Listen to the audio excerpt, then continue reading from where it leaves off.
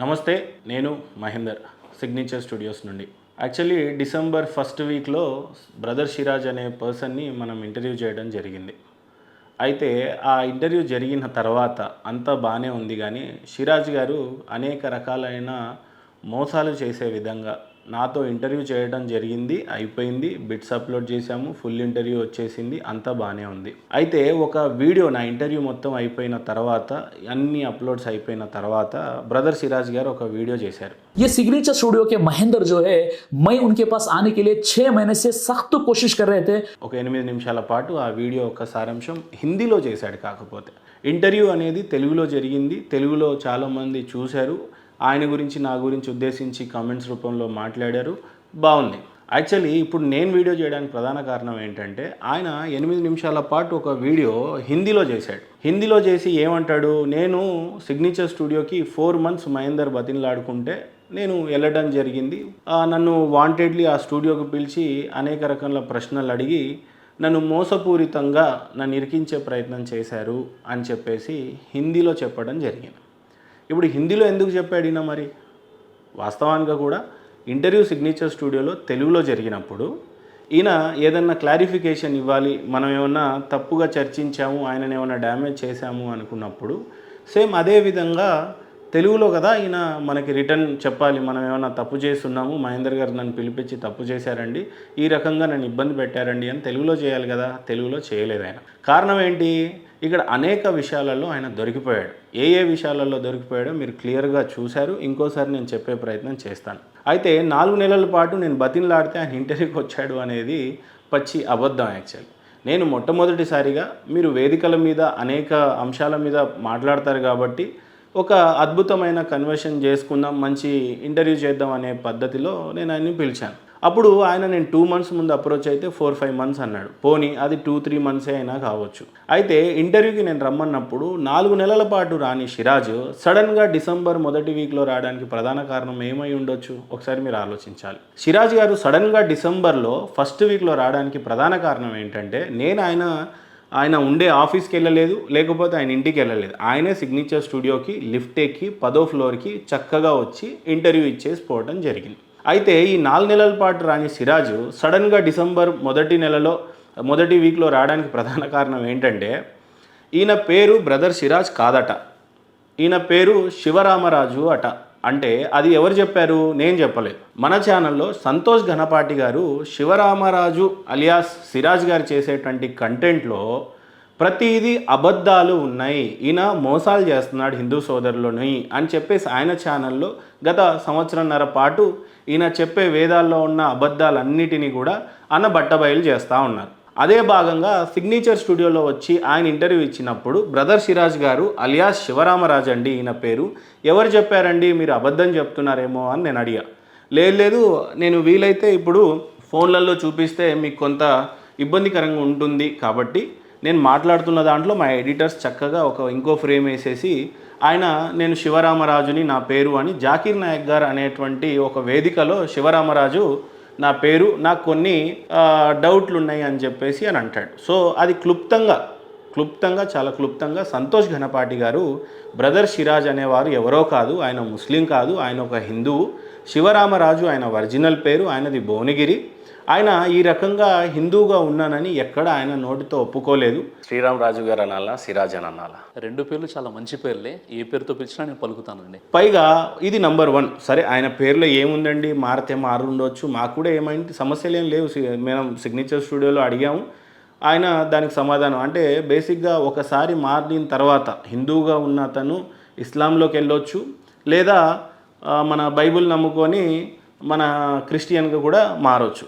అయితే బేసిక్గా వీళ్ళు హిందూ గుండి మారిన తర్వాత ఇక్కడ అడిగేటువంటి ప్రశ్న ఎలా ఉంటుంది అని అంటే, వీళ్ళకు ఒక సాక్ష్యం ఉంటుంది అని అంటారు. సాక్ష్యం అంటే ఏంటి? నేను హిందూగా ఉన్నటప్పుడు నేను ఇస్లాంలోకి ఎందుకు మారాను, ఆ దేవుడిని ఎందుకు నమ్మాను అనేటువంటి దాన్ని చెప్పేదాన్ని టెస్టిమోనియల్, సాక్ష్యం అని అంటారు.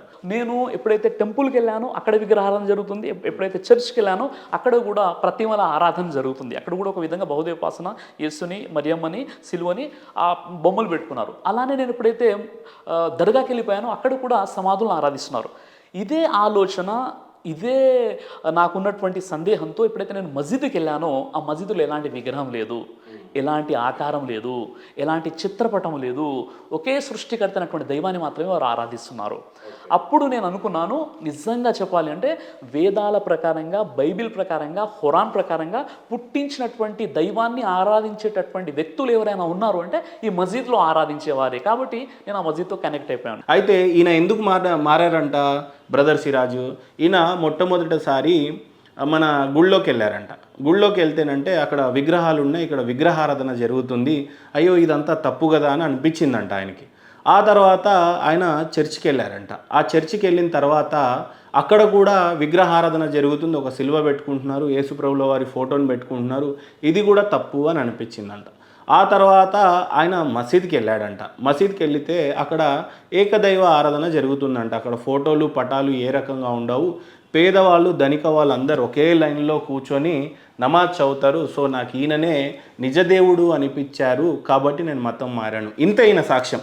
అంటే చాలా క్లియర్, ఇంతే, ఇంతకంటే ఎక్కువ ఆయన ఏం అక్కడ చెప్పినట్టుగా కూడా లేదు. సో ఇప్పుడు ఈ రకమైనటువంటి సాక్ష్యం చెప్పడానికి సిరాజ్ గారు ఏం చేశారు, 4 నెలల నుంచి నేను నిజంగా ఆయన వెంటపడి ఉంటే వెంట ఎందుకు పడతారండి? మహా అంటే ఒక మంచి కన్వర్జేషన్ చేద్దాము రండి అని ఇన్విటేషన్ ఇస్తారు. వెంటపడి నన్ను వాంటెడ్లీ మోసం చేసి నన్ను సిగ్నేచర్ స్టూడియోకి పిలిపించారు ఆయన అని చెప్పేసి ఈయన బ్రదర్ సిరాజ్ గారు ఒక వీడియో చేసి పెట్టారు. ఆ వీడియో కూడా హిందీలో చేశాడు. ఎందుకు చేశారో అది తర్వాత మాట్లాడదాం మనం. మొత్తం మీద సంతోష్ ఘనపాటి గారు ఈయన ఒక హిందూ సోదరుడై ఉండి ముస్లిం ఎందుకు కన్వర్ట్ అయ్యారనేది ఖచ్చితంగా చెప్పాలి, ఈయన కొన్ని మోసాలు చేస్తున్నాడు అని చెప్పేసి సంతోష్ ఘనపాటి గారు చెప్పడం జరిగింది. అయితే ఇక్కడ 4 నెలల నుంచి రానటువంటి సిరాజ్ గారు దేని గురించి రమ్మన్నాను నేను అప్పుడు 4 నెలల నుంచి? కేవలం ధర్మం మీద మాట్లాడదాము, ఖురాన్లో ఏముంది, ఏ రకంగా నువ్వు బోధిస్తున్నావు, ఆ ధర్మం గురించి మాట్లాడదాము. ఆ ధర్మం గురించి మాట్లాడదాం అన్నప్పుడు ఈ పెద్ద మనిషి రాడట. 2-3 నెలల నుంచి నేను పడుతుంటే రాడట. కానీ ఒకరోజు ఈయననే ఫోన్ చేసి పరిగెత్తుకుంటూ వస్తాడు. కారణం ఏంటి?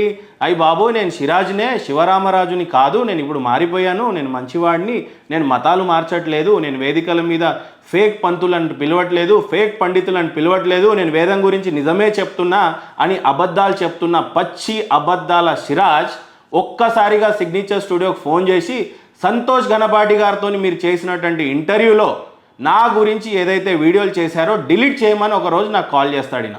ఆ రోజు రాత్రి నేను ఆ వీడియోలు డిలీట్ చేయను. కారణం అక్కడ మన సంతోష్ ఘనపాటి గారు ఏకంగా మైసూర్ నుంచి ఒక కార్ వేసుకొని, ఒక ఫ్లైట్ వేసుకోనో మరి ఏదో మొత్తం మీద అయితే బెంగళూరు గుండా హైదరాబాద్ దాకా ప్రయాణం చేసి వస్తారు.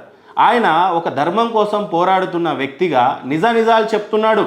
హిందూ సోదరులు మీరు మోసపోవద్దు, ఈ రకంగా ఇగో ఇట్లా మత ప్రచారాలు చేసి మిమ్మల్ని మతాలు మారుస్తూ ఉంటారు, ఆయన పేరు ఇది, ఆయన పేరు ఇది అని చెప్పేసి ఆయన స్పష్టంగా చెప్పారు. శివరామరాజు ఈయన పేరు అని క్లుప్తంగా చెప్పిన తర్వాత రెండో నిజం చెప్పాలి మీకు ఇక్కడ. ఈయన బ్రదర్ సిరాజ్ ప్రధానంగా ఆయన డ్యూటీస్ ఏంటండి? నేను సిగ్నేచర్ స్టూడియో ఛానల్ని నడిపిస్తున్నా, కొన్నిసార్లు మైథాలజీ సబ్జెక్ట్ చేస్తాం, పొలిటికల్గా చేస్తాం, అన్ని రకాలుగా చేస్తాం. నాకంటూ కొన్ని బిజినెస్లు ఉన్నాయి, హోటల్ ఉంది, టెక్స్టైల్ ఫ్యాక్టరీ ఉంది, ఇంకా చిన్న చిన్న బిజినెస్లు ఉన్నాయి. నేను గతంలో కూడా నా ఇంటర్వ్యూలో క్లుప్తంగా ఒప్పుకున్నాను. మరి బ్రదర్ సిరాజ్ గారికి ఏముందండి? ఏం డ్యూటీ ఉన్నాయి? నేను పొద్దున్న లేస్తే ఈయనకి ఏం పనండి? ఈయన ఖచ్చితంగా ఈ బ్లేజర్ సూట్ అనేది వేసుకుంటాడు. ఈయన సూటు ఓకే, సూట్ వేసుకొని ఇది క్రిస్టియన్ల సంస్కృతి కదండి అని అన్నాను. అదేంటో మరి హిందీలో చేస్తున్నప్పుడేమో సడన్గా షేర్వాణి టోపీ వేసుకొని ఆ ఇంటర్వ్యూ నా గురించి ఏదో 8 గంటల పాటు ఏదో కంక్లూడ్ ఇచ్చాడు. అది ఎందుకు ఇచ్చాడు అనేది మనం మళ్ళీ చెప్దాం. సంతోష్ ఘనపాటి గారు ఇక్కడ మొదటి ఆరోపణ ఈయన పేరు శివరామరాజు కాదు, సిరాజ్ అని చెప్పే ప్రయత్నం చేశారు. ఓకే, శివరామరాజునే సిరాజ్గా మారారని ఆయన చెప్పారు. రెండోటి ప్రశ్న, ఇప్పుడు మీరందరూ బాగా ఆలోచించాలి, ప్రతి హిందూ సోదరులకు చాలా ఇంపార్టెంట్ ఇదే చాలా ఇంపార్టెంట్ అంశం, ముఖ్యమైన అంశం ఇది. ఈ అంశం ఏంటంటే ఈయన వేదిక మీద నియర్లీ ముందు ఒక 8,000 మంది ఉంటారు, 7,000 మంది ఉంటారు, 10,000 మంది ఉంటారు, 20,000 మంది ఉంటారు. ఇంత పెద్ద సభని ఈయన ఒక్కరే నిర్వహిస్తూ ఉంటారు. అందులో కొంతమంది వచ్చి ప్రశ్నలు అడగటం జరుగుతుంది. ఆయన్ని ఖురాన్లో నుంచి అడుగుతారు, బైబుల్ నుంచి అడుగుతారు, వేదాల్లో నుంచి కూడా అడుగుతూ ఉంటారు. ఈ వేదాల్లో నుంచి అడిగేటప్పుడు ఈయన ఋగ్వేదంలో నుంచి ఒక లైన్ తీసుకొని అక్కడ అల్లా గురించే ప్రస్తావించింది అనే పద్ధతిలో ఈయన చెప్పే ప్రయత్నం చేస్తాడు. కానీ వాస్తవంగా అక్కడ ఉంటుందా? ఉండదు.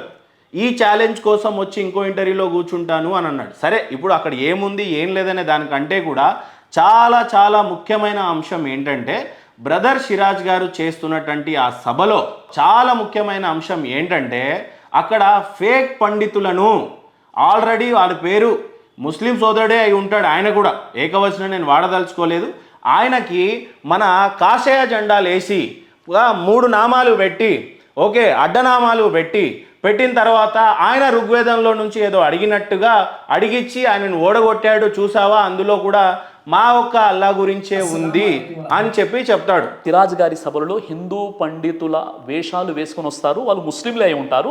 చివరికి వచ్చేటటువంటి హిందువులు ఎవరైతే ఉన్నారో అయ్యో మా పండితుడు మా పురోహితుడు వచ్చేసి సిరాజ్ గారి ముందు ఏం మాట్లాడలేదండి చెప్పడంలో సమస్య ఏం లేదు. ఆయన ఫేక్ పండితులను తీసుకొని వచ్చి పండితులే వేదాల గురించి తెలియకుండా ఓడిపోతుంటే ఈ వేదాలలో ఏమీ లేదు, నిజమైన దేవుడు ఆయన ప్రకటించే దేవుడే, కాబట్టి మనం అంతా కూడా నిజ దేవుడు ఆయన చెప్పేటువంటి వ్యక్తినే నమ్మాలి అనే విధంగా డిజైన్ చేస్తాడు. ఇది ఎంత అన్యాయం అండి, ఇది ఎంత అన్యాయం. నిజంగా మీద ఎంక్వైరీలు వేయించాలా లేదా? ఈ భారతదేశంలో కాన్స్టిట్యూషన్ గౌరవించే ప్రతి హిందూ సోదరులారా, ఇది నిజంగా ఉన్మాదమా కాదా? ఒక ఫేక్ పండితుడిని తీసుకుపోయి ఆయనని 2-3 పండితులను తయారు చేస్తూ వాళ్ళ ఫోన్ నెంబర్ ఇస్తా అన్నాడు నా ఇంటర్వ్యూలో. ఫేక్ పండితులు కాదు, ఆయన నంబర్ ఇస్తాం. పైగా వీళ్ళిద్దరూ డిబేట్ చేశారంట ఇక్కడ సికింద్రాబాద్లో. ఆ డిబేట్లో దగ్గర 7,000 మంది పాల్గొన్నారంట. ఈయన రాజశేఖర శర్మ సిద్ధాంతి, ఓకే, ఈయన గోల్డ్ మెడలిస్ట్ అనమాట. ఈయనతో నాకు ప్రోగ్రామ్ జరిగిందండి, డిబేట్ జరిగింది. ఎంతమంది పబ్లిక్లో అనుకున్నారు? దాదాపుగా 7,000 మంది పబ్లిక్లో ఓపెన్ డిబేట్ ఒకటి 2014లో హైదరాబాద్ నడిబొడ్డున రెడ్ రోజ్ ప్యాలెస్లో నా ప్రోగ్రామ్ జరిగింది. ఆ డిబేట్ని 1 మిలియన్ మెంబర్స్ చూశారంట. అప్లోడ్ చేసిన తర్వాత దాదాపుగా 1 మిలియన్ వ్యూస్ ఉండే అనమాట. ఆ తర్వాత ఆ వీడియోని డిలీట్ చేశాడంట. నేను డిలీట్ చేశానన్న విషయం అది నా యొక్క గొప్పతనం, నా మంచి మనస్తత్వం కాబట్టి నేను డిలీట్ చేశాను. లేదంటే లేదు బాబు నేను డిలీట్ చేయను అని కూడా నేను చెప్పొచ్చు. ఎందుకంటే ముందుగా మా మధ్య ఒక అగ్రిమెంట్ జరిగింది. యూట్యూబ్లో ఆ డిలీట్ ఎందుకు చేస్తాడండి? ఒక పండితుల దగ్గర డిబేట్కి గెలిచి ఈయన ఎందుకు డిలీట్ చేస్తారు? అక్కడ లైవ్లో 7,000 మంది ఉన్నారు కదా, పైగా ఆ వీడియోని 1 మిలియన్ అంటే 10 లక్షల మంది చూశారు కదా. ఇంతమంది చూసిన వీడియోని ఈయన ఎందుకు డిలీట్ చేశారు? పైగా ఆ పండితుల యొక్క ఫోన్ నంబర్ అడగడం జరిగింది నా ఇంటర్వ్యూలో. ఆ నంబర్ అడిగితే నేను నంబర్ ఇస్తాను మహేందర్ గారు అన్నారు. నేను ఆయన అడ్రస్ చెప్తాను, ఆయన ఫోన్ నెంబర్ మీకు ఇస్తాను, ఆ వీడియో మీకు ఇస్తాను. ఇంతవరకు నాకు నంబర్ ఇవ్వలేదు. పైగా ఆ పండితులు ఎక్కడుంటారు, ఎవరుంటారు, వాళ్ళ అడ్రస్ ఇవ్వమని చెప్పాను. ఇంతవరకు వాళ్ళ అడ్రస్ లేదు. ఈ పండితుల యొక్క ఐడెంటిటీ నేను అడగడం జరిగింది. ఒకవేళ లైవ్లో ఆ పండితుడు ఉంటే దయచేసి ఆయనకి కాల్ కలపండి అని సిరాజ్ గారిని నేను రిక్వెస్ట్ చేస్తాను ఆ ఇంటర్వ్యూలో. ఆ పండితుడికి ఒక ఫోన్ చేసేస్తే ఈ డిబేట్ అయిపోతుందేమో అని నా ఉద్దేశం. అది లేదు, ఇప్పుడు మీ దగ్గర మొత్తం కంప్లీట్ వీడియో ఉందండి. ఆ వీడియో మీరు ఇక్కడ వీడియో గురించి కూడా కాదు సిరాజ్ భాయ్, నాకు అర్థమైంది ఆ విషయం ఏంటి. ఆయన వస్తారు, మీ ఛానల్కి వస్తారు ఆయన. నేను చెప్తాను, మీ ఛానల్కి వచ్చిన తర్వాత మీరు ఆయనతో ఇంటర్వ్యూ తీసుకుందరు కానీ మీరు ఇంటర్వ్యూ తీసుకోండి. లేదండి నేను తర్వాత ఆయన నంబర్ ఇస్తాను, మీరే మాట్లాడుదురు కానీ, పైగా మీ ఛానల్కి ఇంటర్వ్యూ కూడా పిలుస్తాను. ఇంకో స్టేట్మెంట్ ఇతను సిరాజ్ గారు ఏం చేస్తారు అని అంటే, మాకు జరుగుతున్న వేదిక సభలలో, ఆయన నిర్వహిస్తున్న సభలలో మహేందర్ గారు నేను మీకు ఇన్వైట్ చేస్తాను, మీరు రండి నిజాలు చెప్పడానికి, నన్ను ఖచ్చితంగా పిలుస్తారని కూడా సవాల్ చేశాను నేను. 15th డిసెంబర్ మెదక్ డిస్టిక్లో ప్రోగ్రామ్ ఉంది. 15th డిసెంబర్ రోజు ఇంతమంది వ్యూవర్స్ చూస్తున్నారు కాబట్టి వీళ్ళందరి సమక్షంలో నేను మీకు ఆహ్వానం పలుకుతున్నాను. 15th డిసెంబర్ రోజు నా ప్రోగ్రామ్ ఉంది, మీకు నేను ఇన్విటేషన్ ఇస్తున్నాను, మీరు రండి. డిసెంబర్ 15వ తారీఖు నాడు ఈయన సభ నిర్వహించడం జరిగింది. ఆ 15వ తారీఖు నాడు నన్ను పిలవలేదు, ఆ పంతుల ఫోన్ నంబర్ ఇవ్వలేదు, ఆ పంతుల్ని మా స్టూడియోకి పంపించలేదు. నిజంగానే ఆ పంతులు ఉన్నారా లేరా మనకు తెలీదు. అలాంటి ఎంతమంది పండితులను మీరు తయారు చేశారు, ఆ పండితులు ఎక్కడ కూడా కనిపించరు అని సంతోష్ గణపాటి గారు చెప్పారు. వేద పాఠశాలలో కానీ చదువుకొని ఉంటారు, ఆ వేద పాఠశాలలో అడ్రస్ లేదు, ఏదైనా గుళ్ళల్లో వాళ్ళు చేస్తూ ఉంటారు, ఆ గుడి యొక్క అడ్రస్ లేదు. సో ఈ రకంగా మొదటిగా మీ పేరు తప్పు, శివరామరాజు నుండి సిరాజ్గా మారారు. అది ఇంతవరకు నువ్వు ఎవరికి చెప్పలేదు, ఒకటి. రెండోది, మా పండితులను వేషధారణ మీ ముస్లిం పిల్లలతో ఏపిచ్చి అది ఫేక్ పండితులని క్రియేట్ చేసి వాళ్ళని ఓడిపోయే విధంగా చేస్తారు. ఇది రెండో ప్రధాన అంశము. మూడో అంశం సోదరులారా చాలా చక్కగా గమనించాలి. ఇప్పుడు అస్సలు ఉన్న స్టోరీ ఏంటంటే, ఇప్పుడు అంటే ఇదేదో వైవిధ్యాల కోసం చేసింది కాదు, ఖచ్చితంగా మన కోసం చేసిన వీడియోని ఖచ్చితంగా మీరు బాగా వినాలి. చాలా ఇంపార్టెంట్ ఇది మూడో అంశం. ఇప్పుడు ఈ మూడో అంశం ఏంటంటే, బ్రదర్ సిరాజ్ అలియాస్ శివరామరాజు, ఈయన పేరు శివరామరాజు అన్న ఇంటర్వ్యూలో కంక్లూడ్ చేయడానికి వచ్చాడు ఈయన. కానీ ఇంటర్వ్యూ అయిపోయిన తర్వాత ఇప్పుడు వాళ్ళ దోస్తులు నాకు కాల్ చేస్తున్నారు, వాళ్ళ classmate 8th class 9th class 10th class ఈయనతో కలిసి చదివినటువంటి మిత్రులు నాకు కాల్ చేసి సిగ్నేచర్ స్టూడియోలో నేను వస్తాను, ఆయన పేరు నేను ఇప్పుడు రివీల్ చేయను కానీ శివరామరాజు పేరు సిరాజు కాదు, శివరామరాజు గారు యాదగిరి అట. 8th 9th 10th క్లాస్లో యాదగిరి అంటే ఈయన పేరు. సరే, యాదగిరి ఉన్నటువంటి ఈ వ్యక్తి 10th క్లాస్లో కొన్ని 2-3 సబ్జెక్ట్లో కూడా ఫెయిల్ అవ్వడం జరిగిందంట. అక్కడ భువనగిరిలో ఈయనతో పాటు ఏదో బీసీ హాస్టల్లో చదువుకున్నాడు అనేటువంటి విషయం నాకు తెలిసింది. పైగా వీళ్ళంతా క్లాస్మేట్ ఉన్నటువంటి వాట్సాప్ గ్రూపులలో ఈయన ప్రద్దాకా అల్లను నమ్ము, లేదంటే ఈ సీడీలు పంపిస్తా, ఇది నువ్వు మతం మార్చుకోవాల్సిన పనేం లేదు, జస్ట్ దీన్ని చూస్తే చాలు, నచ్చితే మారు లేకపోతే లేదు అని ఆయనకు 5-10 సార్లు చెప్పిన తర్వాత ఆ మిత్రుడు ఈయన ఫ్రెండ్షిప్ని కట్ చేసుకున్నాడంట. ఇప్పుడు ప్రాబ్లం ఏంటంటే ఈయన శివరామరాజా, యాదగిరియా, లేకపోతే సిరాజా, డన్. ఇవి 3 కన్ఫ్యూజన్స్. అయితే ఇంకో ముస్లిం మత పెద్దలు ఫోన్ చేసి నాకు, బాబు ఈయన పేరు శివరామరాజు కాదు, సిరాజు కాదు, యాదగిరి కూడా కాదు, మల్లేష్ అట. ఒకే మనిషికి 4 పేర్లు ఏంటండి? భారతదేశంలో ఉంటున్న ఏ పౌరుడైనా సరే ఎప్పుడైనా మీ అస్తిత్వానికి ప్రాబ్లం వచ్చినప్పుడు ఖచ్చితంగా రైట్ యాక్ట్ ఇన్ఫర్మేషన్ కింద ఒక పిటిషన్ వేసి, నిజంగా ఆర్టీఐలో ఈయన పిటిషన్ వేసి ఈయనకు ఒరిజినల్గా ఈయన పేరేంటి, 4 పేర్లు ఎందుకు ఉన్నాయి, ఈయన పాస్పోర్ట్ కూడా సీజ్ అయిందంట. ఓకే, పాస్పోర్ట్ ఎందుకు సీజ్ అయిందో తర్వాత చెప్తాను మీకు.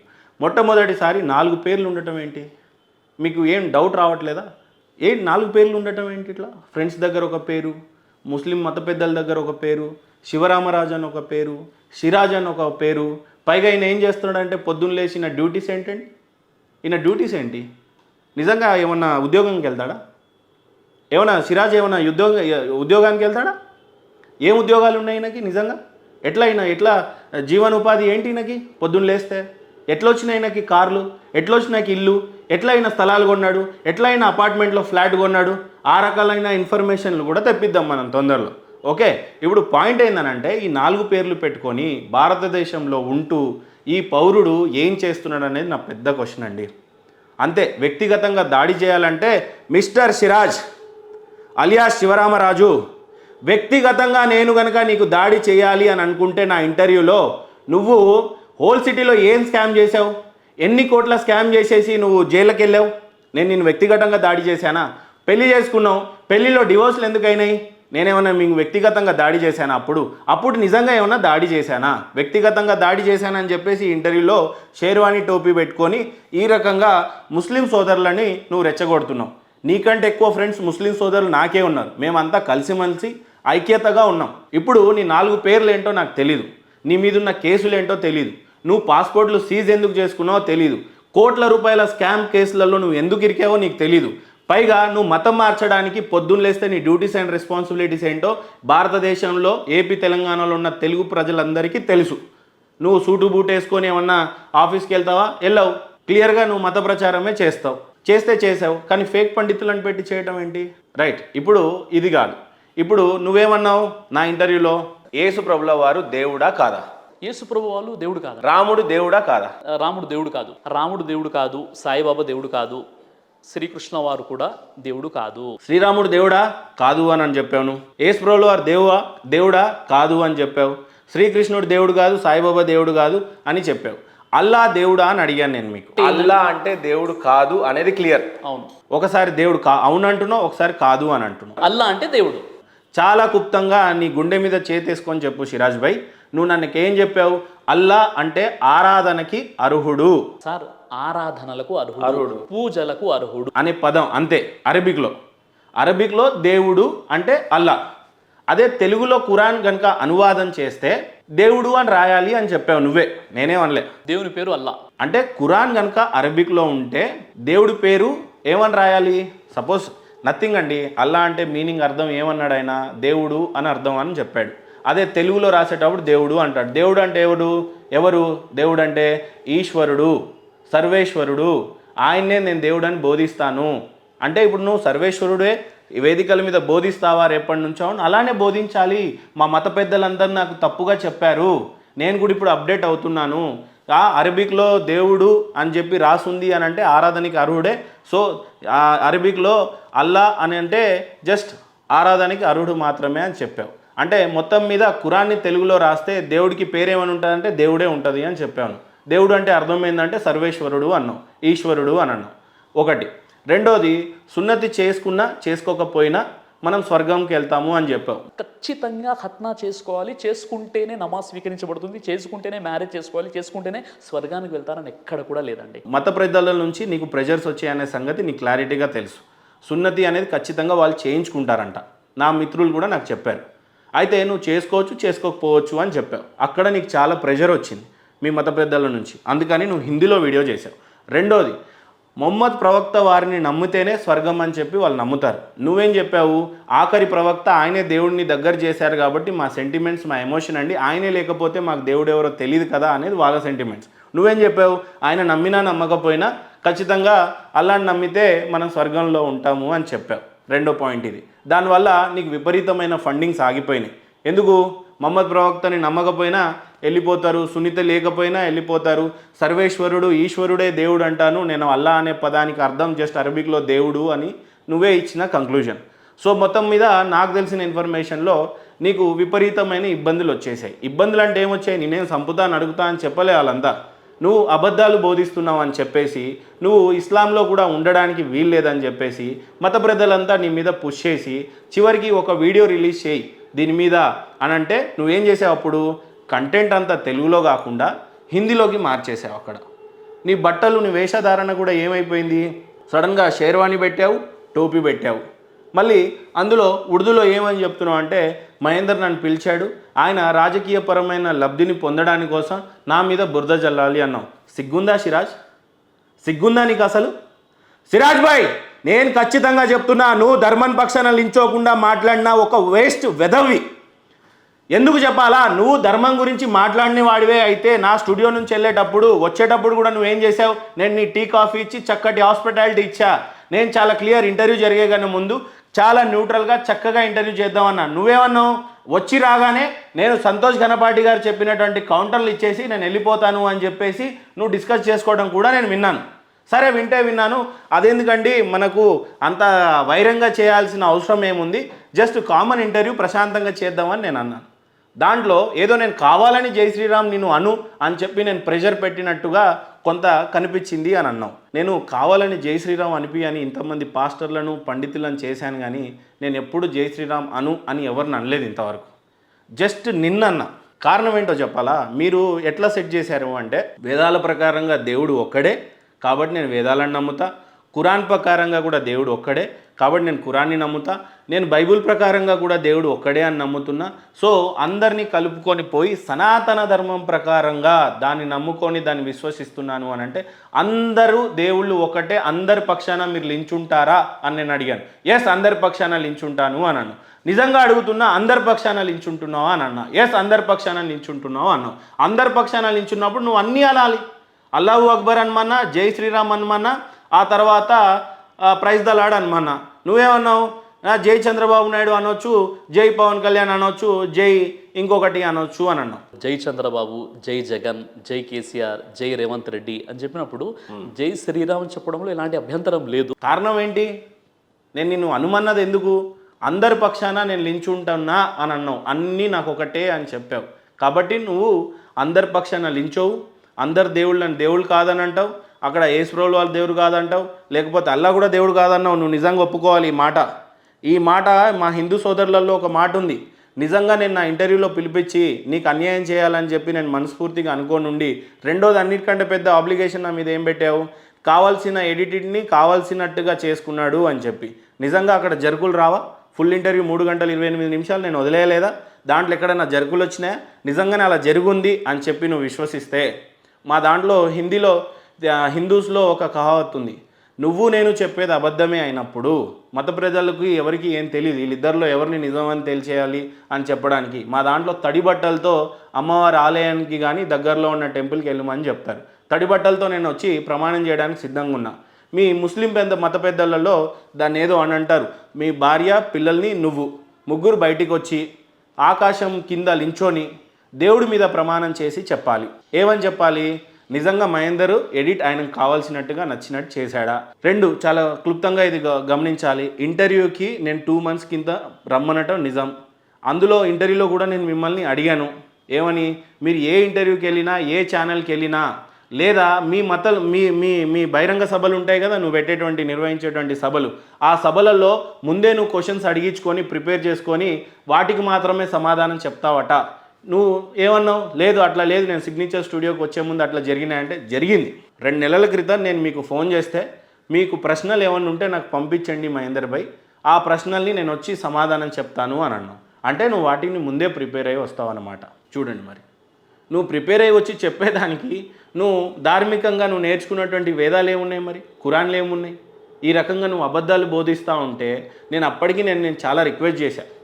ఇంటర్వ్యూ అయిపోతున్న సందర్భంలో నువ్వు నాకేమన్నావు అని అంటే, ఈ ఇంటర్వ్యూ డిలీట్ చేసేద్దాం మహేందర్ భాయ్ అన్నావు. ఇంటర్వ్యూలు ఎవరన్నా చేసింది నేను కూడా ప్రిపేర్ అయ్యి వచ్చాను, ధర్మం గురించి ఏదో ఒక రకంగా కాపాడాలి, నువ్వు చేస్తున్నటువంటి అబద్ధాల గురించి బోధిస్తున్నావు కాబట్టి ఆ నిజాలు చెప్దాము అని మీరు ప్రిపేర్ అయ్యి వచ్చారు. నేను రమ్మంటే వచ్చారా మీరు ఇంటర్వ్యూకి? సంతోష్ గణపాటి గారు మీ గురించి ఏదో చెప్పడం ప్రారంభిస్తే వాటిని తుడుచుకుందాము ఆ బురదని అని చెప్పని మీరే వచ్చారు, మీరే ఫోన్ చేశారు. 2 సార్లు ఫోన్ చేస్తే నేను ఎత్తకపోతే నేను మళ్ళీ మీకు రిటర్న్ ఫోన్ చేసి చెప్పండి సిరాజ్ భాయ్ అని అంటే, గతంలో ఆయన సంతోష్ గణపాటి గారు వీడియో డిలీట్ చేయలేదండి అని మధ్యలో ఒక వ్యక్తి, ఆయన నాకు మంచి సోదరుడు, మంచి మిత్రుడు కూడా అయ్యాడు, మీకు మిత్రుడే ఆయన గురించి మాట్లాడి పాపం ఆయనదేమి ఇందులో తప్పేం లేదు. ఆయన చెప్తే మహేందర్ భాయ్ ఆ వీడియోలు డిలీట్ చేయలేదు కదా, చేయకపోతే చేయకపోయారు, కానీ మరి ఈయనకి ఒక అవకాశం కల్పించండి, మేము మీ స్టూడియోకి వస్తాము, రేపు కాదు ఎల్లుండి వస్తాము, ఆ టైంలో సాయంత్రం 4 గంటలకి అని చెప్పి ఆయన ఫిక్స్ చేసిన ఇంటర్వ్యూ ప్రకారంగా కూర్చొని కంప్లీట్ ఇంటర్వ్యూ న్యాయబద్ధంగానే చేశాము. కాకపోతే ఇంటర్వ్యూ అయిన వెంటనే మీరు నాకు థ్రెడ్ చేయడం స్టార్ట్ చేసేశారు. ఏమని? ఆ ఇంటర్వ్యూ డిలీట్ కావాలి, ఆ ఇంటర్వ్యూ డిలీట్ కావాలి. పైగా ఒకవేళ డిలీట్ చేయకపోతే సెకండ్ ఆప్షన్ ఇచ్చారు నాకు. మీరు 3 గంటల ఇంటర్వ్యూని మీరు నాకు పంపిస్తారు, నేను ఏ మినిట్ ఉంటుందో అది అక్కడ లేపేయమని చెప్తాను, ఆ లేపేసిన తర్వాత మాత్రమే మీరు అప్లోడ్ చేయాలని. నేను దానికి కూడా అంగీకరించలేదు. దానికి అంగీకరించకపోతే సిరాజ్ భాయ్ ఏ రకమైన శాపనార్థాలు పెట్టావు సిరాజ్ భాయ్ నా మీద ఆ రోజు? అల్లా నేను సర్వనాశనం చేసేస్తాడంటావా? సర్వనాశనం చేసేస్తాడంటావా నన్ను? నేనేమన్నా నీ లెక్క సూటు బూటు వేసుకొని అబద్ధాలు చెప్పే బోధించే వ్యక్తినా? నేను సాధారణంగా కుటుంబంలో పుట్టొచ్చిన వ్యక్తిని. నీ గురించి ఇప్పుడు సింపతి కోసం నేను ఎలా పుట్టి పెరిగాను అనేది నేను కొత్తగా చెప్పుకోవాల్సిన అవసరమేం లేదు. సమాజానికి ఓపెన్ బుక్గానే చెప్పుకున్నాను నా గురించి నేను. అలాంటిది అంత కష్టపడి వచ్చి ఈరోజు నేను ఇంతమందికి ఎంప్లాయ్మెంట్ ఇచ్చుకుంటూ ఏదో కష్టపడుతుంటే నువ్వు నాకేం చెప్పావు? అల్లా నిన్ను సర్వనాశనం చేస్తాడన్నాను. నా బద్దువ ఇస్తున్నా, నా నోట్లో నుంచి బద్దువ వస్తే అది నీకు మంచిది కాదు, మీరు సర్వనాశనం అయిపోతారు, మట్టి కొట్టుకుపోతారు అని అన్నాను. ఏది? నీ వీడియో డిలీట్ చేయకపోతే అన్నావు. నేనేనన్నా నేను ధర్మం పక్షాన లించుంటా. ధర్మం పక్షాన లించున్నప్పుడు నేను నీకు ఒకటే చెప్పా, ప్రపంచం మొత్తం నీ పక్షాన లించున్నప్పుడు పైవాడు దేవుడు ఒక్కడే అని చెప్పి నువ్వు నమ్మే దేవుడు నిజమే అయితే ప్రపంచం నీ పక్షాన ఉన్నా సరే నీకు న్యాయం జరగకపోవచ్చు, కానీ నీ పక్షాన నిజమైన దేవుడి పక్షాన ధర్మం పక్షాన నువ్వు లించోనుంటే, నీ పక్షాన ఆ ధర్మం లించోనుంటే ఏది జరిగినా సరే నీకు మాత్రం అన్యాయం జరగదు సిరాజ్ భాయ్, నువ్వు తప్పుగా తీసుకోవద్దు అనేటువంటి విషయాన్ని మీకు తెలియజేశాను. రెండోది, వీలైతే సెకండ్ ఇంటర్వ్యూ చేసినప్పుడు మీరు ఏ క్వశ్చన్ అడుగుమంటే అదే క్వశ్చన్ అడుగుతానని కూడా చెప్పాను, కానీ ఇవి మాత్రం నేను డిలీట్ చేయను అని కూడా చెప్పాను. సో ఆ రోజు ఆ రకంగా నువ్వు నాశనం అయిపోతావు అని చెప్పేసి బద్దువా ఇచ్చేసి ఫోన్ కట్ చేసి పెట్టేసావు నువ్వు. చెప్పండి మరి ఇప్పుడు దీన్ని ఏమంటారు? సో ఇప్పుడు కూడా సిరాజ్ భాయ్ నేను ఏదో వీడియో చేసి సింపతి గెయిన్ చేసుకోవాలి, నాకేం డ్యూటీస్ ఏముంటాయండి, నాకు ఉద్యోగాలు ఉన్నాయి, నాకున్న బిజినెస్ లేవో చిన్న పెద్దగా ఉన్నాయి, నేను చేసుకుంటాను, ఎలాగైనా నేను హ్యాపీగానే ఉన్నాం, మేము బతికేస్తాం మంచి చక్కగా. నీకు ఉపాధి కోల్పోయావు అని చెప్పు. ఖచ్చితంగా ఈ వీడియో తెలుగులో చేశాను నేను, యాక్చువల్లీ హిందీలో కూడా ఇప్పుడు చేయాల్సి ఉంది. కారణం ఏంటంటే మనకు హిందీ అయితే అంత దోస్తులతో మాట్లాడే హిందీ అయితే బాగానే వచ్చు, కాకపోతే ఇప్పుడు ఈయన ధార్మిక పండితులను పక్కదోవ పట్టించడానికి, ముస్లిం సోదరులను ముస్లిం ఫ్రెండ్స్ అందరినీ కూడా పక్కదోవ పట్టించడానికి నేను అల్లా ఒకటే దేవుడు అని చెప్పాను, అక్కడ మహేందర్ మాత్రం ఏదో ఒక ఆయన ఇష్టానికి వేసుకున్నాడు అని చెప్పాడు. సున్నతి చేసుకోకపోయినా పర్లేదు, స్వర్గానికి వెళ్తారు, కానీ వాళ్ళు ఒప్పుకోరట. మొహమ్మద్ ప్రవక్త వారిని నమ్మకపోతే స్వర్గంకి వెళ్ళారట, కానీ నా వెళ్తారు అని చెప్పేసి అన్నాడంట. సో ఈ రకమైనటువంటి కష్టాలు ఈయనకు వచ్చినాయి అన్నమాట. సో ఆ కష్టాలను లేదు అల్లానే దేవుడు, ఆ సున్నతి చేసుకోకపోతే పోము ఆ స్వర్గానికి, ఖచ్చితంగా సున్నతి చేసుకోవాలి, ఆ తర్వాత మొహమ్మద్ ప్రవక్త వారే ఖచ్చితంగా మనం ఆయన బోధనలు నమ్మాలి, ఆయన్నే విశ్వసించాలి, అప్పుడే నరకానికి కాకైనా స్వర్గానికైనా వెళ్తాము అనే రకంగా చెప్పుకొని అందులో కంక్లూడ్ ఇచ్చాడు. దెబ్బకి షేర్వాణి ఇది వేసుకొని మొత్తం మీద ఆ రకంగా చేసే ప్రయత్నం చేశాడు. ఈ రకంగా సిరాజ్ భాయ్ చేయటం అయితే కొంత బాధ కలిగించింది. అంటే ఇప్పుడు చాలామంది అనొచ్చు, ఈ రకమైన టాపిక్ చేసి మతాలలో చిచ్చులు ఎందుకు రేపెత్తించవచ్చు అనేది చాలామంది అనుకొని ఉండొచ్చు. కమెంట్లో అట్లనే చేస్తున్నారు, దేశంలో ఏ రకమైన సమస్యలు లేవా, ఎందుకు ఈ రకంగా మతాలు ఎక్కువగా రెచ్చగొట్టే విధంగా చేస్తున్నారు అనేది ప్రశ్నలు చేయటం జరిగింది. అయితే ఇక్కడ ఈ భారతదేశంలో ఎంతో కొంత మనం హిస్టరీ చదువుంటాం కదండి, హిస్టరీ చదవకుండా అయితే లేం కదా. భారతదేశం విడిపోయిన తర్వాత మనం అందరం కలిసే ఉన్నాం కదా. ఇప్పుడు మీకు లేరా ఫ్రెండ్స్ లేరా, హిందూ సోదరులకు చాలామంది ముస్లిం ఫ్రెండ్స్ లేరు, నాకు లేరా, నాకు మోర్ దెన్ 100-200 మంది ఫ్రెండ్స్ ఉంటారు. ఇప్పుడు రీసెంట్గా ఒక మ్యారేజ్ కూడా అటెండ్ అయ్యాను, 7,000 మంది మ్యారేజ్, అది ముస్లిం సోదరుడిది నాది. నేను అక్కడికి పోయాను, అక్కడికి పోయి వచ్చా, తిన్నాను నేను, వాళ్ళు నా మ్యారేజ్కి వస్తారు, మేము హ్యాపీగానే ఉన్నాం. మరి ఈ మతం మార్చు అనే కాన్సెప్ట్ ఏంటండి? నిజంగా భారతదేశంలో చాలామంది పొలిటీషియన్స్ కొంతమంది అన్నారు, ఓన్లీ బీజేపీ వాళ్ళకే ఏదో డ్యూటీస్ కలిగినట్టు, బీజేపీ వాళ్ళే హిందూ మతం గురించి మాట్లాడుతున్నారు అన్నట్టు హిందూ సోదరులు ఆపాదిస్తూ ఉన్నారు. ఎందుకండి అట్లా? మనకి భారతదేశం తప్ప ఇంకో దేశం ఉందా అండి? వాళ్ళకు 50 దేశాలు ఉన్నాయి, లేదు క్రిస్టియన్స్ కూడా ఒక 50 దేశాలు ఉన్నాయి. పోనీ మనమేమన్నా ఇక్కడ ముస్లిం సోదరులను ఇబ్బంది పెట్టే విధంగా చేశామా? మనం ఏకవచనాలు మాట్లాడి నువ్వు ఇక్కడ ఉండొద్దు చేయొద్దు అనే రకంగా చేశామా? సెక్యులర్ అనే పదం తెచ్చిందే మనమే కదండి. బాగానే ఉన్నాం కదా, బాగా కలిసి ఉండండి నాయన, ఎవరికి ఇబ్బంది లేదు అనేది మా వాదన. కానీ హిందువులు లేకుండా ఒక పక్క క్రిస్టియన్ సోదరులు వచ్చి హిందువులను మతం మార్చేయటం, మరో పక్క ఈ సిరాజ్ లాంటి వాళ్ళు అబద్ధపు వేదాలను చదివి దొంగ పండితులను పెట్టి దొంగ పాస్టర్లను తీసుకొచ్చి ఈయన ఈ రకంగా మతం మార్పిడి చేస్తుంటే భారతదేశంలో ఉన్న హిందువుల అస్తిత్వం ఏం కావాలి, ఎటు పోవాలి? మరి భారతదేశంలో అంటే సమస్యలు లేవా అంటే, సమస్యలు అంటే ఏంటండి? ఇంట్లో నీళ్ళు రాకపోతే మీ తల్లిదండ్రులు ఎక్కడి నుంచో తీసుకొస్తారు, లేదు మీ ఇంట్లో ఇల్లు నడవలేకపోతే మీ తండ్రి ఎలాగైనా కింద మీద కష్టపడి మీకు భోజనాలు సమకూరుస్తూనే ఉంటాడు, మీకు ఏమైనా ఎసెన్షియల్స్ ప్రాబ్లమ్స్ ఉన్నా చూస్తారు, ప్రతిదానికి చూసుకోవడానికి ఒకళ్ళు ఉన్నారు. మరి ఇక్కడ భారతదేశంలో కొన్ని రోజులు పోతే ఈ మతమే లేకుండా పోతుంది. మతం ఇన్ ద సెన్స్ హిందుత్వం ఉండిపోవాలి, ఇదే శాశ్వతంగా ఉండాలి అని ఎవడన్నా హిందువులను కోరుకున్నామా? మనం మన లైఫ్ని బతుకుతున్నాం అంతే. కానీ వీళ్ళు వచ్చి సగం మంది మతం మార్చేసి వాళ్ళు వచ్చి సగం మంది మతం మార్చేస్తే ఇంకా రేపు మన బిడ్డలు ఎక్కడుంటారు? మధ్యలో సిరాజ్ గారు మీరు హిందువులే కదా గాయత్రి మంత్రం చదవండి అని అన్నాడు. గాయత్రి మంత్రం చదవండి మీరు. సరే గాయత్రి మంత్రం ఒకటే చదివేస్తాను నేను, అదంటే ఈజీ కాబట్టి వస్తుంది. కానీ గాయత్రి మంత్రం చదివిన తర్వాత వేదాల్లో ఋగ్వేదంలో ఇంకో శ్లోకం చదవమని అంటాడు.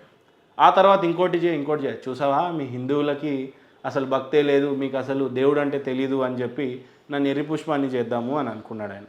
అప్పుడు నేనేమన్నా, నా వేదాలు నా పాఠ్యపుస్తకాల్లో లేవు. భారతదేశం విడిపోయిన తర్వాత నా పాఠ్యపుస్తకాల్లో ఒక గజ్నీ మహమ్మద్, ఒక ఔరంగజేబు, లేకపోతే మొఘల్స్ గురించి చదువుకున్నాం మేము. అంతేగాని వేదాలు ఉన్నాయని చదివించారు, 4 వేదాలు మనం అంతా చదువుకున్నాం కదా, అంతేగాని వేదాల్లో ఉన్న ఇన్డెప్త్ సబ్జెక్టు లేదు. మరి ఇప్పుడు లేనప్పుడు మనము ఎట్లా వేదాలని చదువుకుందాం? ఉపనిషత్తులు కానీ పురాణాలను కానీ మనకి బాగా దగ్గరగా ఉన్నది మహాభారతం, రామాయణం ఎక్కడ చదివాం మరి మనం? ఎక్కడ కనీసం మీరు గమనించారా ఎంత రాజకీయమో ఇది? కనీసం వేదాలను ఇట్లా ఎక్కడన్నా పట్టుకున్నామా అండి? పుట్టినప్పటి నుంచి మనం ఆలైన ఖురాన్ బైబిల్ పట్టుకున్నారు కదా, మరి మనం వేదాలు ఎక్కడన్నా పట్టుకున్నామా? ఇట్లా పురాణాలను పట్టుకున్నామా? ఉపనిషత్తులను పట్టుకున్నామా?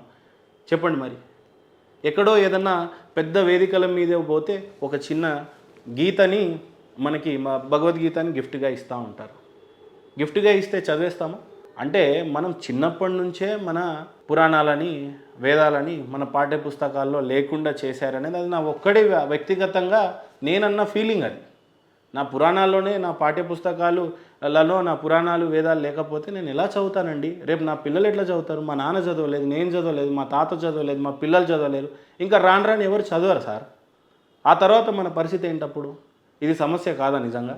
ఇండ్లలో నీళ్ళు రాలే, కరెంట్ బిల్లు కట్టలేవు అనే సమస్యనా నిజంగా? మనం ఏమంటున్నాం? మతాలు ఏమన్నా రెచ్చగొడుతున్నామా మనం? అల్లా దేవుడే కాదని మనం ఎప్పుడన్నా అంటామా? యేసు ప్రభు దేవుడే కాదని ఎప్పుడన్నా అంటామా? చెప్పండి. నిజంగానే ఒకవేళ మనం అనాలి అని అంటే, ఇప్పుడు మా రిపోర్టర్స్ పరిస్థితి వేరు, జర్నలిస్ట్ పరిస్థితి వేరు. అంటే క్వశ్చన్ చేయాలి కాబట్టి అడగటం వేరు. కానీ బహిరంగంగా మనం ఉంటున్న వ్యవస్థలో ఎక్కడైనా సరే హిందూ సోదరులు ఎక్కడికైనా పోయి మీ దేవుళ్ళు దేవుళ్ళే కాదు మా దేవుళ్ళే మీరు హిందూగా మారండి అని ఒక్క పండితుడన్నా అన్నాడా? అదే కదండి ప్రాబ్లం. సెక్యులర్ అని మనమే చెప్పి అందరినీ కలిసిమెలిసిగా ఉందాము అని చెప్పినాం. కలిసిమెలిసిగా ఉన్నప్పుడు కలిసి ఉండట్లేదు కదా. మాలో ఉండండి, మా మా మా మతాన్ని మార్చండి, మా మతాన్ని స్వీకరించి మా మతాన్ని స్వీకరించండి అని చెప్పారు. ఒక అద్భుతమైన విషయం చెప్పాలి. ఇంకో విషయం మీకు, ఆయన ఎవరో కల్వరి సతీష్ అంట, పాస్టర్. ఆయన సంవత్సరానికి 3 లక్షల మందిని హిందువులని క్రిస్టియన్గా మార్చేశారని అక్కడ చాలా ఛానల్స్ నాలాంటి యూట్యూబ్ సోదరులు చాలామంది చెప్పినా ఎవరు పట్టించుకోలేదు. ఆయన ఏదో వరల్డ్ బుక్ రికార్డ్ క్రాక్ చేస్తున్నాడంట. ఈ రకంగా అందరూ మారిపోయాక ఒక సర్టెన్ డే వచ్చిన తర్వాత ఏంటి పరిస్థితి అండి? ఇప్పుడు ఏదో నేను సినిమాలో డైలాగ్ లాగా బంగ్లాదేశ్లో ఉన్న హిందువుల పరిస్థితి ఏమైంది, ఆ రోజు పాకిస్తాన్ విడిపోయిన తర్వాత అక్కడ హిందువుల పరిస్థితి ఏమైంది అని చెప్పి ఇప్పుడు నేను బోధించడానా? మీకు తెలీదా? చెప్పండి. అంటే మీ వరకు రాలేదు కాబట్టి మీకు ఏం అనిపించట్లేదు. కోసేసి నరికేశారండి గతంలో కూడా. ముందున్న రానున్న రోజుల్లో అలానే నరికేస్తారేమో అని భయం వేస్తుందండి. ఇప్పుడు అయిపోవచ్చేమో, ఒక 20 సంవత్సరాలు 30 సంవత్సరాల తర్వాత ఈ రకమైన పరిస్థితి వస్తుందేమో. అందుకని మనం మతం మార్చండి, గొడవలు చేయండి, నేనేదో క్వశ్చన్స్ అడిగేసి ఇంకేదో గొడవలు పెట్టేయాల్సి అనేది విషయమే కాదు. అందులో మీ దగ్గర మీరు ఉండండి, మా దగ్గర మేము ఉంటాం. మీ ఇంట్లో మీరు వంట చేసుకొని తినండి, మా ఇంట్లో ఉన్నది మేము తింటాం. దాంట్లో ప్రాబ్లం లేదు. మీ ఇంట్లో బంగారం మా ఇంట్లో బంగారం ఏం సంబంధం లేదు ఎవరికి కూడా. కానీ మా ఇంట్లో బంగారం మాదే, తప్పు లేదు. మీ ఇంట్లో బంగారం కూడా నాదంటేనే తప్పు అవుతుంది. అట్లనే మీరే ఉండండి, మేమే ఉంటాం, కలిసి ఉందాం. ఇప్పుడు నిజంగానే మేము ఎంత బాగున్నాం, మేము క్రికెట్ ఆడతాం, చాలా ఫంక్షన్స్కి అటెండ్ చేస్తాం, మేము ఎంత బాగున్నామో. నాకు ముస్లిం ఫ్రెండ్స్ ఇప్పటికీ 100-200 మంది ఉన్నారు. ఎప్పుడు కూడా ఈ రకమైనవి రాలే. కానీ ఇక్కడ సిరాజ్ భాయ్ చేస్తున్న దాంట్లో కొంత భయం కూడా వేస్తుంది, కొంత బాధ అన్నీ కలుగుతుంది. హిందూగా ఉన్నటువంటి ఈయన పేరు ఏదో అయినా ఇంకా 4-5 ఉన్నాయి కదా. సిరాజ్ భాయ్ మీద నాకు ఫస్ట్ నుంచి కూడా మంచి మోటివేషనల్ స్పీకర్ అనో ఏదో అని మంచి భావనతోనే పిలుచుంటాను కదా. నేను ఇంటర్వ్యూకి రమ్మని నేనెందుకు తప్పుగా ఆయనని ఏదో చిత్రీకరిస్తే నాకేదో వస్తుందని ఎందుకంట? పోయి ఈయననే చిత్రీకరించాలా? మతం గురించి నిజంగా ఎవరన్నా మాట్లాడాలా చేయాలి అని అనుకుంటే ఈయననే పిలవాల్సింది ఏముంటుంది? ఈయన మోటివేషనల్లే అంటాడు. మరి ఏమో ఈయన మోటివేషనల్తో పాటు ఇది కూడా చేస్తున్నాడేమో అనే సంగతి తెలియదు మరి. ఎందుకంటే ఆ సభలలో అయితే ఫేక్ పండితులను వీళ్ళని పిలిపించి మరి ఆయన చేస్తున్నటువంటి నిర్వాహకం ఏంటో అనేది ఖచ్చితంగా ఆలోచించాల్సిన ఇదే. సో ఇప్పుడు మతాల గురించి విద్వేషించడం అంటే ఏదో ద్వేషాన్ని రెచ్చగొట్టే అటువంటి చేయటం అనేది కాదు. కానీ నిజంగా ఎవరి మతాల్లో వాళ్ళు ఉండండి, హ్యాపీగా ఉండండి. నిజంగా మా భారతదేశంలోకి కొత్త కొత్త పుస్తకాలు వచ్చినాయి అనేది నిజం. ఇక్కడ భారతదేశం అవతరించిన రోజున మనకి సనాతన ధర్మమే మూలం అని అంటాం. తర్వాత వేదాలు అంటాం, మహాభారతం అంటాం, రామాయణం అంటాం. ఇది మన దేశపు యొక్క ఆస్తులు అని. ఏవైనా కొత్తగా వచ్చాయి ఈ భారతదేశంలో ఉంటే అంటే బయట నుంచే వచ్చాయి. వాస్తవం కూడా అది ఒప్పుకోవాలా. ఇప్పుడు మనం బయట దేశంలో సౌదీలోనో దుబాయ్లోనో పోయి అక్కడ మా దేవుడిని నమ్మండి అంటే వాళ్ళు చంపేస్తారు. చంపేయడం పక్కన పెట్టండి. కనీసం ఎక్కడైతే ఈ సౌదీ అరేబియాలో పుట్టిందో అక్కడ సౌదీ అరేబియాలో కూడా ఎవరు కూడా మతం మారుమని చెప్పారండి. అక్కడ ఇస్లాం సోదరులు వాళ్ళ దేవుణ్ణి వాళ్ళు బాగా ఇప్పుడు ఉపవాసాలు బాగా చేయాలి. రంజాన్ మాసం వచ్చిందంటే వాళ్ళు ఇంత నీళ్ళు ముట్టారు చేయరు. వాళ్ళ వరకు వాళ్ళు చాలా బాగా చేసుకుంటారు. ఈ భారతదేశంలోనే ఏడ్చింది. ఈ సిరాజ్ లాంటి వాళ్ళు వచ్చి మతం మార్చడం కాన్సెప్ట్ ఓన్లీ భారతదేశంలోనే ఉంది. ఇది అసలు లేదు. అట్లా బయట దేశాలలో మతం మారండి అని ఏవి బహిరంగ సభలకు పర్మిషన్స్ లేవు. అసలు మతాల గురించి మాట్లాడడానికి ఆస్కారం కూడా లేదు. మరి ఈ రకంగా ఎందుకు జరుగుతుందో మీరు కూడా ఆలోచించాలి కదా. ఇప్పుడు ఈ రకంగా ఇప్పుడు సిరాజ్ గారికి నాకు ఏ గొడవలు లేవు వ్యక్తిగతంగా. ఆయనే నాకు ఎటు పంచాయతోడు కాదు, ఆయనేం కాదు. ఇప్పుడు మేమిద్దరం ఏదో చేసుకుంటే ఏదో అయిపోతుంది అనేది కూడా నా ఉద్దేశం కాదు. ఖచ్చితంగా సిరాజ్ భాయ్ ఏదైతే చేశాడో ఆయన ధర్మం పక్షాన నిలబడలేదు, అబద్ధాలు చేస్తున్నాడు, పేర్లు మార్చుకుంటున్నాడు. ఈ రకంగా చేస్తున్నటువంటి వ్యవహారం కొద్దిగా మీరు కూడా ఆలోచించాలా. ఈ రకంగా జరుగుతున్నటువంటి పరిణామాలని ఏమంటారో మీరే చేసేసుకోవాలా, ఆలోచించేసుకోవాలా. రైట్. ఇక అన్నిటికంటే మించి మీకు చాలా ఇంపార్టెంట్ విషయం చెప్పాల్సిన విషయం ఏంటంటే బ్రదర్ సిరాజ్ గారు కొంత ఫండ్స్ని ఎక్కడి నుంచో సమకూరుస్తున్నాడంట. ఎవరి రంజాన్ వచ్చినప్పుడు కొన్ని లక్షల కోట్లు సంపాదిస్తాడు. లక్షలే, కోట్లని కాదు, సంపాదిస్తున్నాడంట. ఎందుకు వస్తాయండి ఆ సంపాదన? ఎవరిస్తారు ఆయనకి? ఏం అవసరం ఉంది? ఇల్లులు ఫ్లాట్లు కొన్నాడంట. ఇప్పుడు ఇవన్నీ నాకు చెప్పడం కూడా ఇష్టం లేదండి. టు బి వెరీ ఫ్రాంక్, నాకు ఇంకా దీన్ని ఏదో కోణంలో తీసుకెళ్లాలని లేదు. ఖచ్చితంగా ఆయనను పిలవడం అనేది నిజం, ఆయన రాకపోవడం కూడా నిజమే. కానీ ఆయన రావడానికి ప్రధాన కారణం ఏంటంటే సంతోష్ గణపాటి గారి ఇంటర్వ్యూలో ఈయన గురించి చెప్పిన ఆరోపణల గురించి ఆయన పరిగెత్తుకుంటూ వచ్చాడు. ఒకటి, ఆయన పేరు తప్పు అని. రెండవది, ఈయన దొంగ పండితులను తీసుకొని వచ్చేసి వేదికల మీద ఈ రకమైన నిర్వాహకం చేస్తున్నాడు అని. సో ఇవి కొద్దిగా బాధ కలిగించేటువంటి అంశం. మూడవది, నేను 10th మెమో కూడా అడిగాను బ్రదర్ సిరాజ్ గారిని, అన్ని ఇట్లా గీకేయండి ఆ మెమో మీద, జస్ట్ మీ పేరు మాత్రమే పంపించండి, కనిపించకుండా. నాకు నీ మెమోని ఎక్కడ మిస్ప్లేస్ చేయాలని లేదు. ఈ రకంగా నువ్వు అబద్ధాలు ఆడుతూ ఉంటే కొంత తప్పుగా అనిపిస్తూ ఉంది సిరాజ్ భాయ్. లేదు ఇదంతా కాదు అని అంటే రైట్ యాక్ట్ ఇన్ఫర్మేషన్ కింద మనం ఫ్యూచర్లో మరి కేసు వేయాలా ఏం వేయాలా మీరు కూడా చెప్పాలా, దాన్ని బట్టి నేను ముందుకెళ్ళే ప్రయత్నం అయితే చేస్తాను. సో ఏదేమైనా ఈ రకంగా వీడియో చేయాలి అని కూడా నాకు ఎప్పుడూ అనిపించలేదు. అండ్ అన్నిటికంటే మించి ఒక ఎంటర్‌ప్రెన్యూర్‌గా ఏదో మంచిగా ఏదో చేద్దాము అని అనుకున్నా నాకు తెలియకుండానే ఇలాంటి సబ్జెక్ట్కి రావటం, ఆ ఒత్తిడికి లోన్ అవ్వటం, కొంత ఏదో ధర్మం పక్షాన ఏదన్నా హిస్టరీ చదువుతున్నప్పుడు కొంత బాధ కలగటం, అది అనిపించి అరే రేపు నిజంగానే బతికితే బాగానే ఉండు, 100 సంవత్సరాలు కాకపోతే 3000 సంవత్సరాలు బతకాలని అందరికీ ఉంటుంది, మనం బతకం. ఇవో ప్రతోడు పుట్టడం చావడం అనేది జరుగుతుంది. మరి ఏదో ఒక చోట మనదన్నట్టు ఒక పాత్ర కూడా పోషించాలా కదా ధర్మం పక్షాన వచ్చినప్పుడు. ఈ రకంగా ఈ మనుషులు చేస్తుంటే మరి మనకు కొంత బాధ అయితే అనిపిస్తుంది. కాబట్టి మీరు కూడా ఆలోచించి మంచి చాలామందిని మేలుకొల్పాలని నేనైతే మనస్ఫూర్తిగా కోరుతున్నా. అంటే మేలుకొల్పి ఏదో చేసేయమని కాదు, ఎవరి మతాల్లో వాళ్ళు సురక్షితంగా ఉండి అందరం కలిసిమెలిసి ఉండి మంచి ఫ్రెండ్స్. నిజంగా చెప్పాలంటే మన హిందువులం ఎంత మంచి వాళ్ళం అంటే, మనమని నేనేం ఏకపక్షం తీసుకోవట్లే, వాళ్ళు తప్పు అంటే మళ్ళీ ఇస్లాం సోదరులు తప్పు అనో క్రిస్టియన్ సోదరులు తప్పు అన్న ఉద్దేశం కాదు. ఇక్కడ కొంత బాధ అనిపించే విషయం ఏంటంటే, మనం క్రిస్మస్ వచ్చింది, ఇప్పుడు క్రిస్మస్ పోయి వాళ్ళ కేకులు తింటాం, లేదు రంజాన్కి వెళ్ళి వాళ్ళ హలీం తింటాం. కానీ పాపం వాళ్ళు మన గుళ్ళకు రారు, మనం పెట్టిన ప్రసాదాలు తినరు, మనం చెప్పిన దేవుడిని మొక్కుమంటే మొక్కరు. ఇది సైతాన్ దేవుడు అని చెప్పి చాలా అనేక వేదికల మీద చెప్పి చాలా అభ్యంతకరంగా మాట్లాడుతూ ఉంటారు.